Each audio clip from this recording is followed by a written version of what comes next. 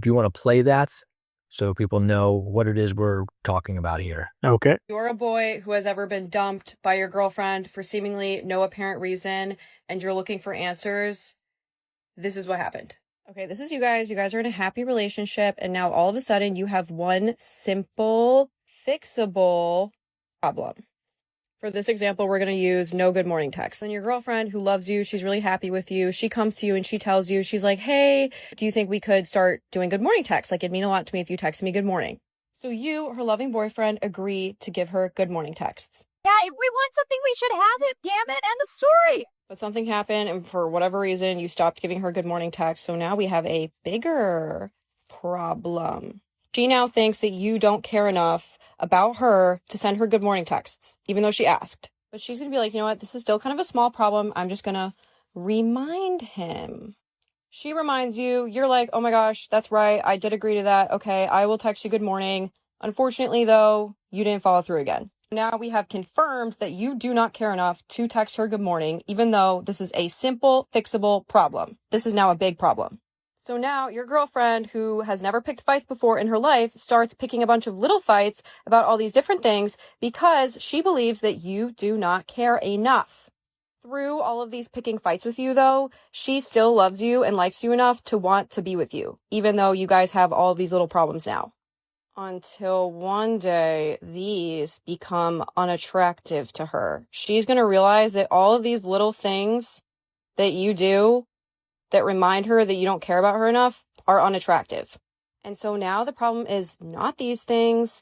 It's not even that you don't care enough. It's not even that she never got good morning texts.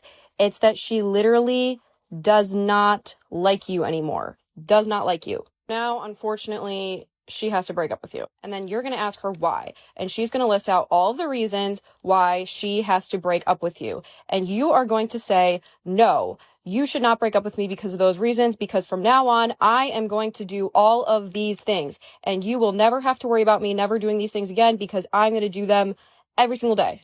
But remember, it doesn't even matter if you were to do all of these things anymore, because the problem now is that she's unattracted to you and just simply does not like you anymore. And now she's going to go move on with her life, and you're going to go and tell your friends that you got dumped by absolutely no reason, and that you guys all hate her, and that she's crazy for dumping you over something so simple.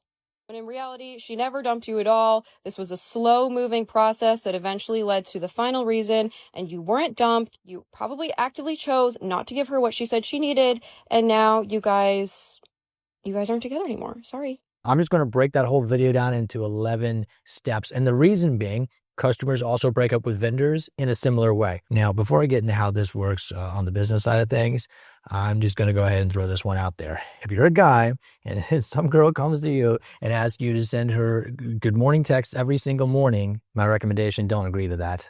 Yeah, that's just asking for a problem. If she's already happy with you and then you agree that you're going to just send her a text every single morning, the best case scenario, you send a text every morning and nothing changes. She's still happy with you. Worst case, you forget to send the text and now she's unhappy with you. So there's really no version of winning. There's only a version where you kind of don't win. Well, you kind of also devalue the morning text too, because if it's something where she's like, oh, I need you to do this, or, you have to do this every day, then it's not like when she gets the text, she doesn't feel like you wanted to text her good morning. She feels like you're doing it because you asked her to do it. So it's not really as special anymore. She'll want you to convince her that you're sending them because you want to. Right. Even though originally you were doing it because she asked you to and you were doing her a favor. And the start of the whole thing was that basically she wanted to know that you were thinking about her, first thought of the day or whatever. So there's other ways to achieve that without agreeing to something that devalues the text and then also sets you up for breaking up. If she wants you to think about her, she needs to do something that causes you to think about her, where you have no choice but to think about her. There's a lot of things you can do. Some of them are, good, and then some could be diabolical. You'll still be thinking about her, right? Maybe not in the right way. Yeah. In a good way. Now, how does this work on the business side? All right, it's the exact same 11-step process, but here's what happens. Why customers break up with their vendors. Okay, and in case you don't know what a vendor is just another company.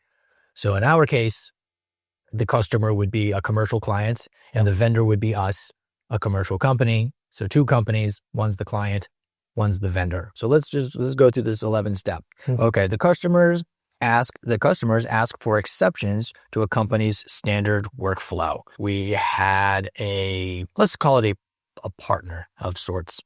And we would team up to take care of a client, and they would provide the equipment and sort of like the initial lead. And then we would take over and provide the installation, and they got a piece of the job. We got a piece of the job. And so one of the things that this company wanted was they kind of wanted constant updates. So I just said, no, we're not going to do that. If you need that from another company, you can go find that from somebody else, but that's certainly not what we provide. In the end, they were okay with that. But let's just say that we did agree to that. It's not in our workflow, so there's really no one person that would normally be assigned to doing this sort of thing. So it really operates outside our normal daily activity. And so that brings us to number 2. The company agrees to the exception. That would be us. Number 3, company can't follow through. One reason for that could be that they just simply forget because there's so much going on in a day. It's not part of the normal stuff they do, and so it just slips their mind. Another thing could be, and this happens a lot. I actually found this when I first started the company. You have such a variety of clients and they have so many sort of different requests, and you're trying to appeal to all of them because you're new and you're trying to build a customer base. And unfortunately, you start dropping balls. Yep. That's number 3, where the company can't follow through. Number 4, you start getting customer complaints. And then number 5, unfortunately, the problem hasn't really been resolved. Company is still dropping the ball. Number 6, customer becomes frustrated naturally. And number 7, the customer starts noticing everything the company does wrong. The tech showed up 5 minutes late. The job is taking longer to complete than estimated. A call went to voicemail. An email wasn't answered fast enough. Still, a customer may stick around with you for a bit. That's number 8. Number 9, until the customer has finally had enough and realizes the company isn't going to improve. And then number 10, the problem is no longer all the little issues, but that the customer simply doesn't trust the vendor anymore. And then number 11, nothing that the vendor says or promises changes the facts that the customer doesn't respect or trust the vendor anymore. Now, usually the way this plays out is it happens with another vendor, and then that client ends up coming over to our company. We do exclude a lot of things, but the things we choose to do, we make a very strong effort to do those very well, right? Keep agreements simple and doable, but deliver on those agreements like a champ. If you promise the world, but you deliver a country, the only thing that the girl or the client remembers is the difference between the country and the world that you promised. Yeah. Honestly, you're better off promising a ficus, but delivering the whole garden. She's going to remember like, wow, I was expecting a ficus, but I got a whole garden of ficuses. Nope. A lot of times when I'm meeting with a client, they actually look relieved when I say, this is where the limit, this is where we draw the line. We only do these things. Usually they say, great. So now I know you are good for these things. Too many options is overwhelming. Right. And so like in the case of this chick, I bet if her boyfriend had simply said, no, I'm not going to do good morning texts, she might not have liked it, but she probably wouldn't have broken up with him over that one thing. And if she did, then they're probably both better off without each other. Probably. Right. It's a lot better to just say, no, I can't do that, or I'm not going to provide that. At least you know that the guy has some self-respect. I think maybe a better option from his point of view would have been when she says, I need you to send me a good morning text every day.